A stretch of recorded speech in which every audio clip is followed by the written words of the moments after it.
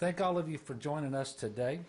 We're holding this press conference a little later today because I completed my monthly radio call-in show from 2 to 3.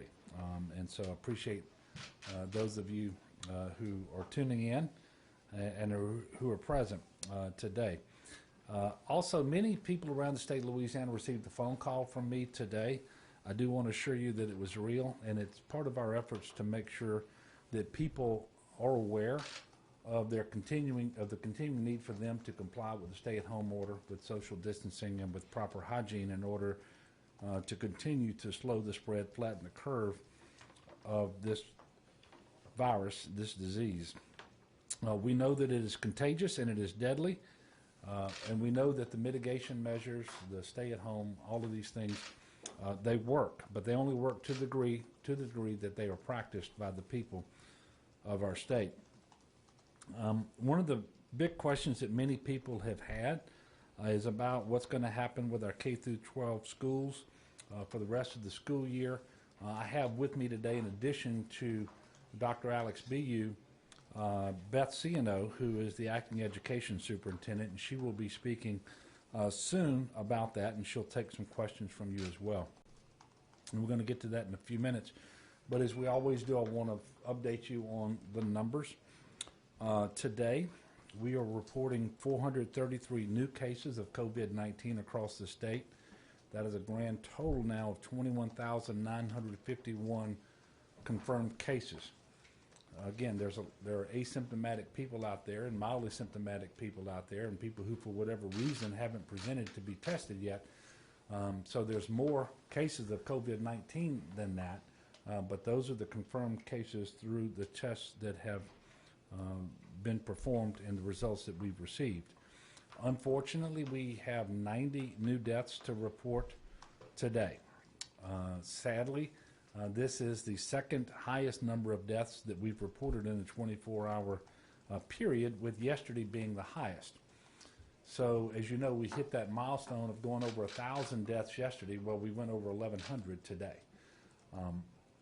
Obviously, it remains the case that these are not numbers, these are people. And so we grieve for them, and we want to make sure that we lift their families up in prayer. Now, so that was obviously not good news. There is some relatively good news in the numbers if you look at the total number of new cases added, and more importantly, if you look at the number of folks who are in the hospital because of COVID-19. There are currently 1,943 patients hospitalized. 425 of those patients are on ventilators. Both of those numbers are down. So the number of COVID-19 patients in the hospitals and the number of patients that are on the mechanical ventilators, both down from yesterday. At this point, we've completed almost 122,000 tests, and we remain number one in the country per capita for the tests that we've administered. That really helps us to see what's going on in the state of Louisiana to be better prepared. And that testing is not as robust as we would like, and we continue to increase our capacity, both at the public lab and with all the private labs operating in the state, and some private labs outside the state as well. You know, so today is a mixed bag. We have a really high number of deaths that we're reporting, and the number of hospitalizations and vent usage is actually better. And so overall, we believe we are moving in a much better direction in terms of our case growth. We have flattened the curve. And the reason we can say that is because the deaths are a lagging indicator.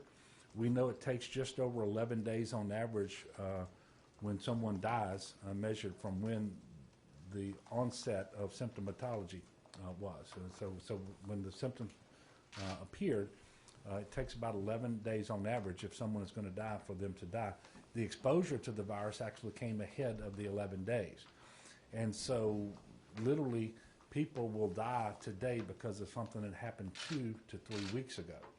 which is why if there's going to be a spike in cases because we let our guard down, it's not something we're going to see in our numbers necessarily for some period of time. And that's why we have to be ever vigilant and take all of these measures very seriously and understand just how contagious and deadly this disease is. And it's going to be great when we start reporting fewer deaths, and of course the number we're all looking for is the number 0. I hope that day gets here sooner than later. But if you consider where we've been over the last 3 weeks, where 3 weeks ago I was standing here with numbers coming out of Johns Hopkins University and calculations made by Dr. Wagner at ULL that showed we had the steepest growth rate of COVID-19 cases anywhere in the world, to where we are today. I can only tell the people of Louisiana that I appreciate the degree to which they have complied and taken this seriously, and I urge them to continue to do that. And I know that we haven't had universal compliance, and so for those people who for some reason haven't taken this seriously, I'm imploring you to do that starting today.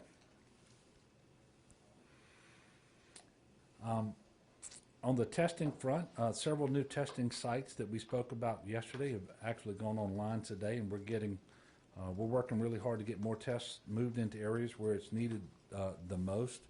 And if you've got questions about those testing sites, because we did cover them yesterday, Dr. Bu is here to answer those.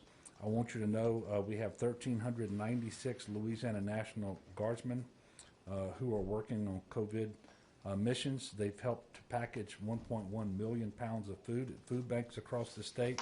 They have delivered more than 10.3 million items of PPE, literally to every parish in the state of Louisiana. And so I want to thank everyone who's been part of these efforts, and especially all of these soldiers and airmen. I want to thank people who've been donating too. Speaking of donations, today we can report that Drax Biomass announced that they're donating $30,000 to help families and businesses both in Northeast Louisiana and in Southwest Mississippi. They have operations in both of those areas. In fact, of the $30,000, $20,000 will be for relief efforts in Washita, Morehouse, and LaSalle parishes. And Washita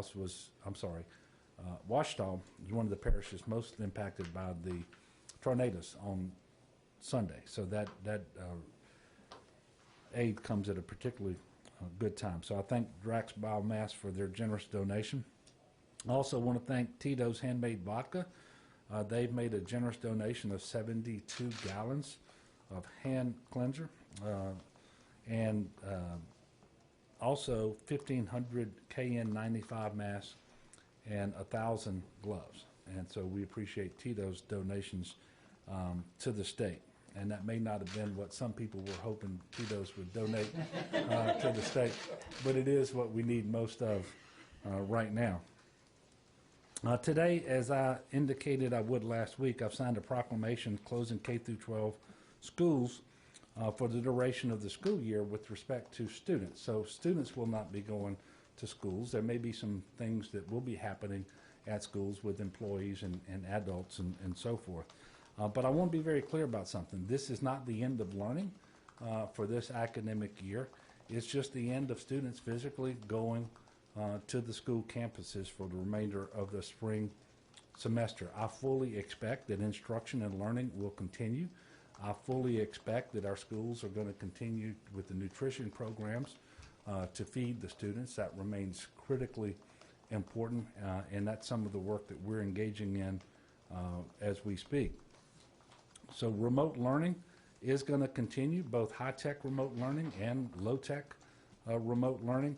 And I know there are a lot of concerns about how this impacts student achievement and learning, especially lower income families in rural communities without access to broadband. And I just want everybody to know we're working very hard to address those needs and make sure that every student in the state, regardless of the circumstances they find themselves in or the geographic location where they live, we want them to be able to continue to learn. We want them to learn as much as possible and to minimize whatever regression that you would typically see before school starts back up in August.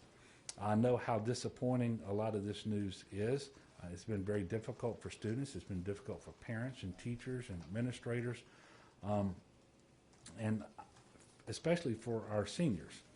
I happen to go home every day to a high school senior, and I know how hard this has been for him and his classmates, and it has been really hard for seniors across the state of Louisiana. It's unfortunate that we had to do this, but it's really important that we promote public health. Knowing what the CDC guidelines are for a state like Louisiana that has so much COVID in it. Again, I think we're third in the country on a per capita basis for the number of cases that we have. This is just a critical step for us to protect public safety. So it's not something we wanted to do. It's not a decision that we made lightly. And this decision that I made today when I signed the proclamation was one that I was asked to do by the school superintendents, by the School Boards Association, by the Board of Elementary and Secondary Education, and by the Department of Education, who is led by Beth C&O, and she'll be up here in just a moment. So we're going to do everything we can to continue to support teachers and parents and students. And graduates, please know that we're going to make sure that you are properly celebrated as well. I don't know exactly what that's going to look like or when that's going to happen. So at this time, I'm going to step away from the podium and ask Beth C&O to come up and deliver some prepared remarks. I am going to ask that while she's at the podium, that you would address to her whatever questions you have about the school closure, and then when she's done, she'll be able to leave and go back to work, and then Dr. Bu and I will stay here to address the remainder of your questions. So Beth, if you come up. Thank you so much, Governor. Appreciate your support. We certainly respect the Governor's decision today to keep us all safe. But you know, learning is going to continue. We are going to continue to support school districts and charter schools, any schools around the state as we move forward. It's really important that we do a couple of things. First of all, we do need to focus on our seniors and help them make the way into this new aspects of their lives. I, like the Governor, have a senior at home and face that every day. But second of all, we need to then turn our attention to the other students in the state and make sure that every student, that we evaluate their learning level in these next 6 weeks. We need to make sure that we determine what they need with regards to extra academics time. We need to make sure we understand how to start up the new school year strong and have everything in place to be able to do that for our students. We'll continue to support the school districts as much as we can. We'll be talking more to the superintendents and other school leaders tomorrow with additional guidance. We've already released some with regards to continuous education, and we will continue to improve that and work with them on their needs with regards to distance learning. So with that, I'll take any questions. Obviously, this will linger past the summer or the remainder of this semester. What impacts of closing the campuses for students will linger maybe into next semester, as far as what level students are on or what they were not able to achieve as far as grade level wise? I think it's really important that we assess that in these next 6 weeks, that we have a system in place, support the school districts in doing that, because they need to know where their students are. We want to make sure we understand their learning levels and that we make the appropriate academic adjustments to whatever they need and supports to start strong in the next school year. Yes. But on that point, are you or is Bessie recommending a certain way that the district should be testing students or determining if students are ready for the next grade? Are you providing guidance on whether they should try some summer school or add days to the next school year? What specific guidance are you giving districts about how they should move forward in judging students' preparedness for the next year? Well, it is a local decision. They will use working very closely with the educators in all of the classrooms. They will evaluate different types of work, similar to guidance we talked about for the seniors. It'll be a preponderance of information that is available to them as they judge the readiness of their students to move forward.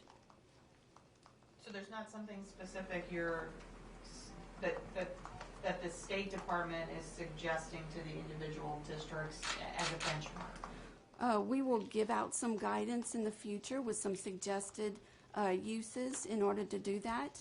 And so we will support them in making some of those decisions. And how are grades going to be handled? Is that up to the individual school districts? Talk about that. Is it going to be pass-fail? Yes, it will be up to the individual school districts to answer the first question. They will use a variety of schoolwork in order to judge that. At this time, we will likely not recommend pass-fail, but we'll be issuing some guidance to the school systems tomorrow in a call that we will have with them more specifically about that. What about the school districts that do not have online or distance learning, online learning, however you want to describe it? How concerned are you that those students are really falling behind, or do you have, or have you heard where teachers are still reaching out to these students, whether it's through phone, email? I mean, I've heard school buses involved, dropping off homework, stuff like that. Well, we do know that there are different varieties of distance learning. There's some high-tech and some low-tech. We support the school systems in using a combination of those if that works well for their students. We are helping them evaluate their needs with regards to technology, and we'll be offering some information with regards to how to access some of that technology over the next 6 weeks. How concerned are you that maybe those students in particular are falling even further behind than those that at least have online learning? Well, because there can be a combination of high-tech and low-tech learning, I think that they are all getting, based on their individual circumstances, some information, but it'll be important for the educators to evaluate that learning level that student is at to make those decisions going forward. But districts, superintendents, even in districts that offer distance learning, say they're concerned about the learning gap. Would the department be recommending either mandatory or statewide summer school or an early start to the next school year to try to address that, or is that going to just be up to 69 different districts? I think, again, it is a local decision as to how they would go about helping their students. I think if there was a need for any of that they would come to us and let us know, and we would certainly support them in any of their decisions. And that's for the start to the school year in the fall. Beth, do we know if that's going to be if that's going to be moved up a little bit to the summer, possibly to August, or maybe even July? Yeah, we don't know that at this point. It would be premature to say that. I guess I'm just a little unclear on what kind of specific guidance you're giving individual districts at this point. It seems that they're largely left to their own devices, and that seems like that will leave students with different levels of access across the state depending on where they live. So what is the state doing to make sure that school districts and students are actually getting what they need? Well, we are working closely with the school districts to assess where they are in their plans. Everyone needs a plan in each community to help their students, and so we are working individually with them to assess their plans. We have put out guidance, which is already out there, about continuous learning that gives them sort of a roadmap of questions to ask yourselves to solve any of these issues, and we'll be doing more of that when we release that tomorrow as well. Do you have a new survey on how many districts are taking part in distance learning? Not yet. We don't have that survey yet, but we are working individually to gather information. Okay. Thank you, Beth. Governor. Appreciate you. Okay, so we've got two questions for the public today that both deal with things that I think are better left for Alex. So he's going to come up and answer those questions, and then I'll come up to take your questions. Thank you, Governor. So the first question is from Phyllis Marrero, and she asks, how long are asymptomatic people contagious? So this is a tough one to answer because we're still learning about the virus. It's worth highlighting, though surprising for us to say it, we're about 4 months into knowing about COVID-19 or the virus that causes that.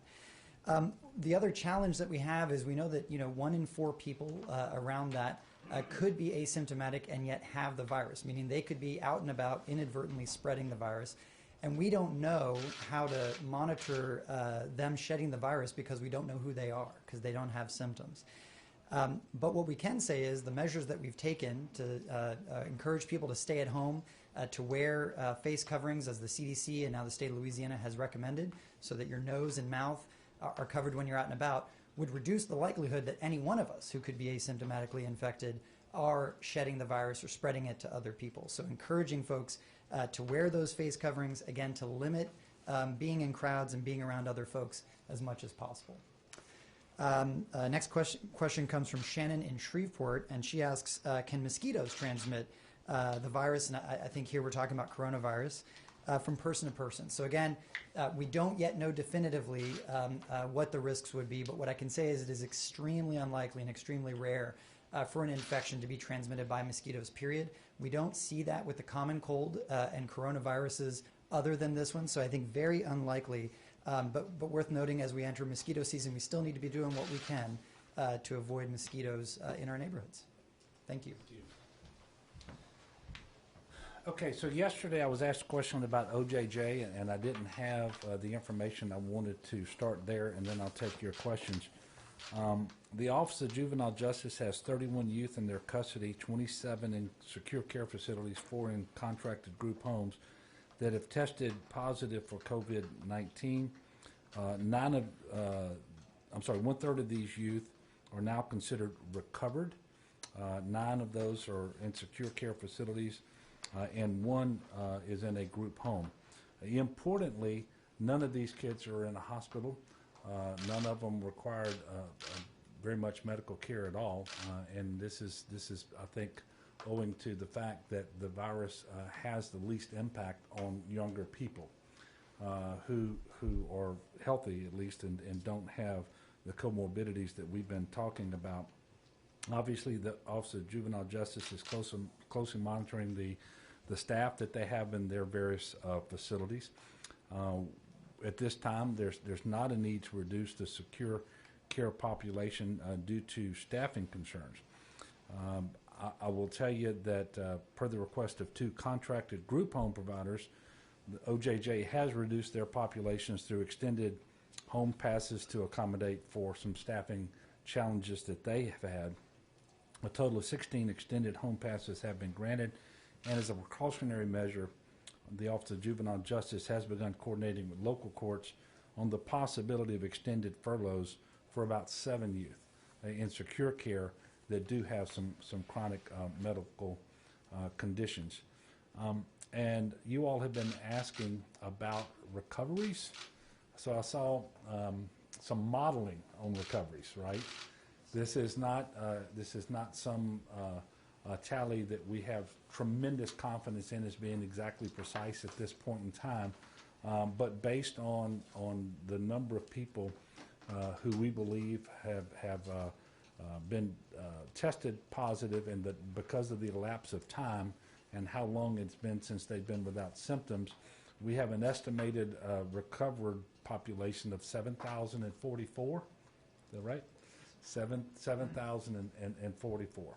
So that's a little more information for you today. So at this point, I'll take your questions. Yes, sir. Have you given any thought to requiring people to wear masks in public, like I think they've done in New York, or maybe to wear a mask if you go to a grocery store? You know, I haven't thought about requiring people to wear masks in public. As we transition into May, and obviously we're going to have to put out additional proclamations regarding the mitigation measures that are going to remain in effect, those that will be loosened, and then how we're going to try to reopen the economy while balancing the need to protect public safety and health. Then obviously we're going to be looking at some new measures, and whether I would mandate individuals to wear a mask, you know, I'm not certain. We're going to be looking at what the CDC's recommendations are on this, which I think it was a week or 10 days ago that they actually, and by the way, time gets away from me, so it could have been 3 weeks ago, or it could have been yesterday. I don't remember. But that they actually started recommending for the first time that people wear masks when they're going to be out in public and unable to properly social distance. So if you're going to go to the store and you're going to be interacting with the cashier, that sort of thing, that you actually wear a mask, more so to protect others from yourself. But if everybody's doing that, then we're all protecting one another.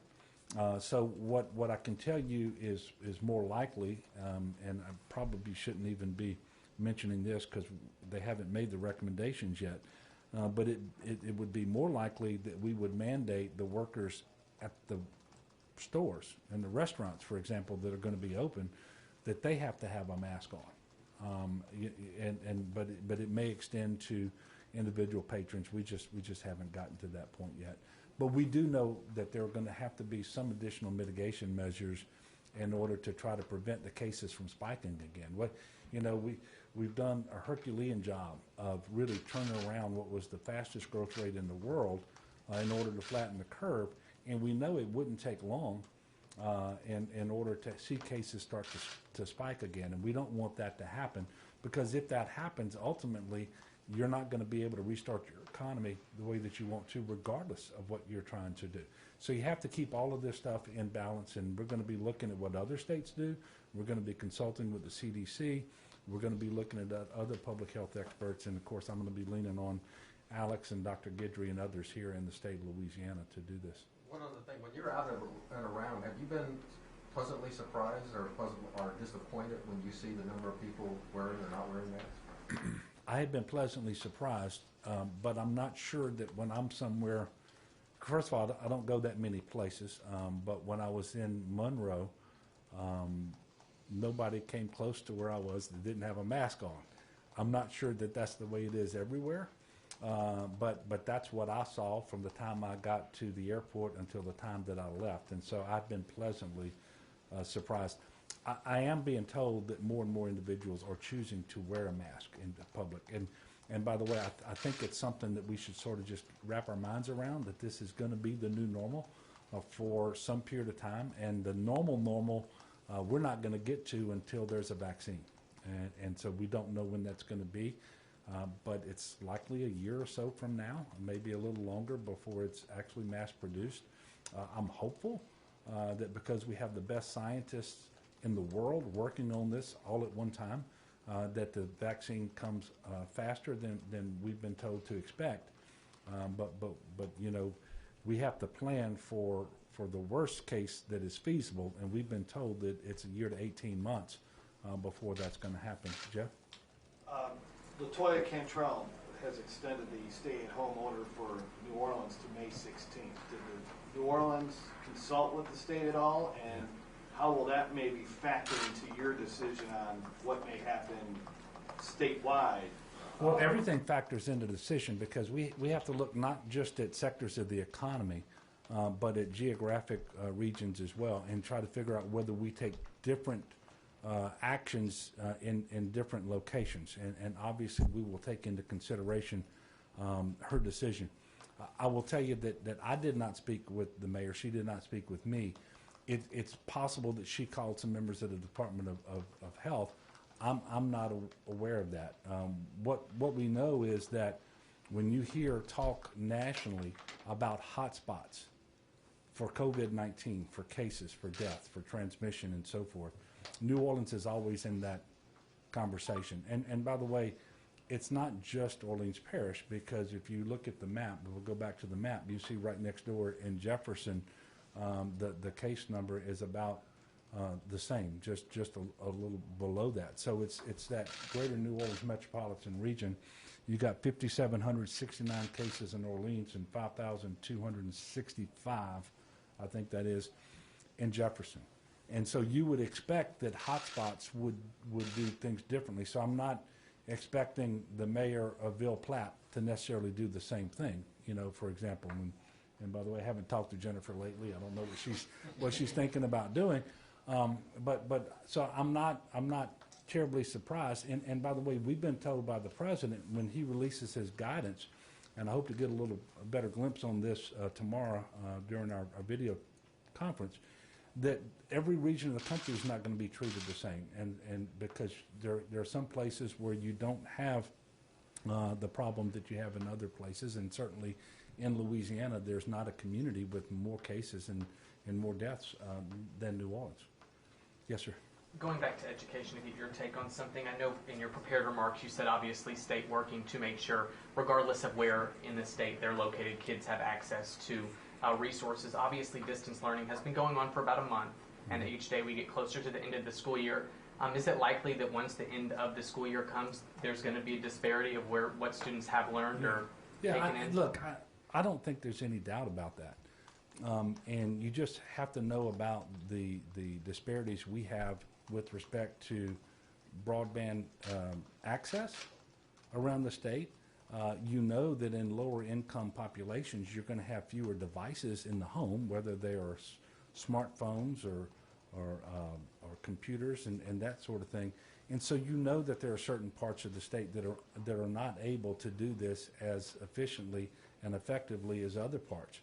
But I'm worried about all of it because I happen to think that while Zoom is the best alternative, and distance education through a computer, online education is the best alternative, I happen to think students learn best when they're sitting in the classroom with that teacher there who can look at them and determine whether they're really paying attention and whether they're engaged and ask them questions. And you can do that to some extent online, but you can't do it to the degree that you can do it in the classroom. So I'm worried about what's happening across the board and just trying to make the very best of what is not an ideal situation. And that is harder to do in certain communities than others. And this is not something we're learning for the first time today. Our Rural Revitalization Task Force already had identified critical infrastructure as one of their goals to work on, one of those things being high-speed internet access. We have the Broadband for Everyone in Louisiana task force that's working on the same thing.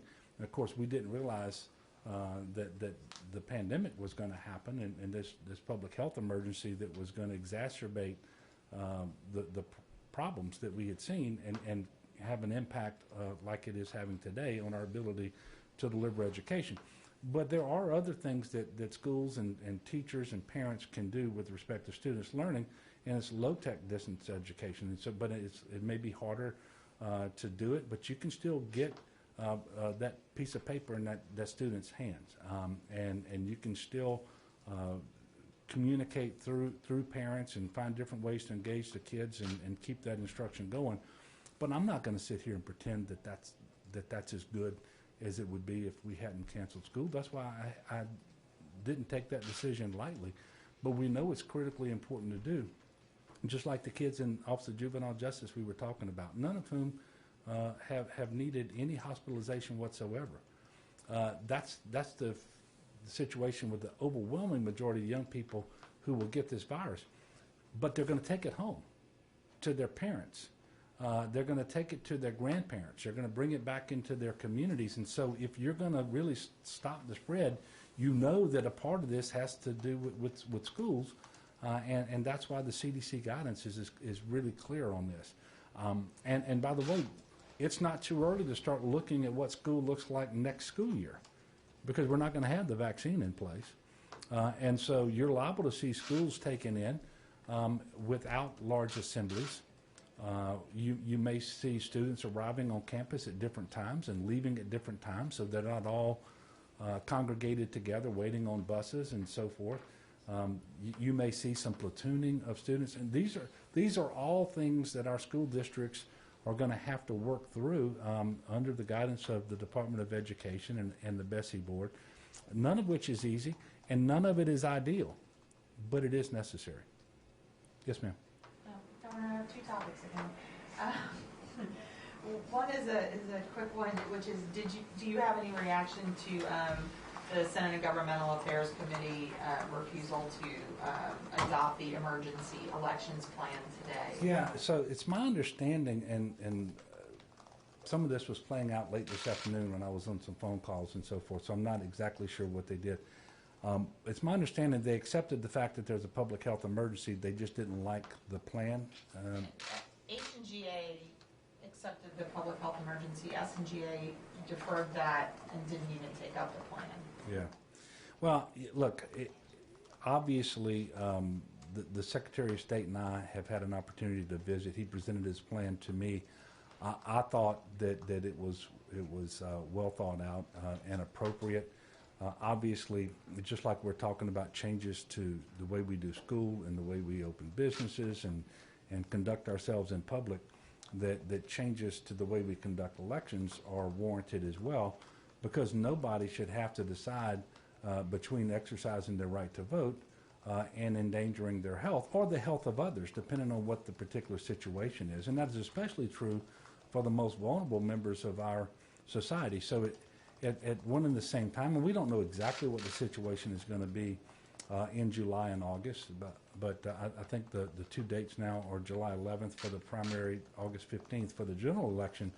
But what we do know is that if we're going to have different procedures in place for the elections, you have to have lead time in order to prepare for that. And that's why the Secretary of State wanted to get a specific plan approved so that it could be implemented, and we'd have the time necessary to do all of that work.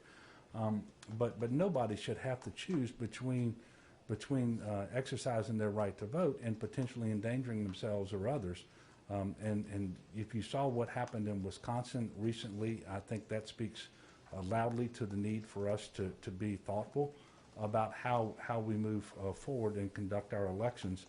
So I would hope that the legislature would take this into serious consideration and give the Secretary of State the ability to modify the election in order to make sure that people can participate to the maximum degree possible without having to make that decision about going into public if they believe they may have COVID or if they're potentially at risk because of one of the medical conditions or because of their age and that sort of thing. Can I ask Yes, another question? second question. You've seen in some other regions of the country, I'm thinking the Pacific Northwest and then the New England states area, that states are working together on plans to sort of reopen their economies and how to move forward. Have there been any conversations with other governors in the South or any of our neighboring states about how you are approaching things here and how you will approach things going forward? No, we haven't had those conversations. I can tell you there have been conversations between myself and Governor Reeves in Mississippi about particularly the Mississippi Gulf Coast and how many people live there and work in the greater New Orleans area, and vice versa, and just how much transportation linkage there is between the two areas. But we haven't had specific conversations about trying to synchronize our plans to reopen the economy. And that may happen, whether it's with him or with Governor Hutchinson in Arkansas or Governor Abbott in Texas.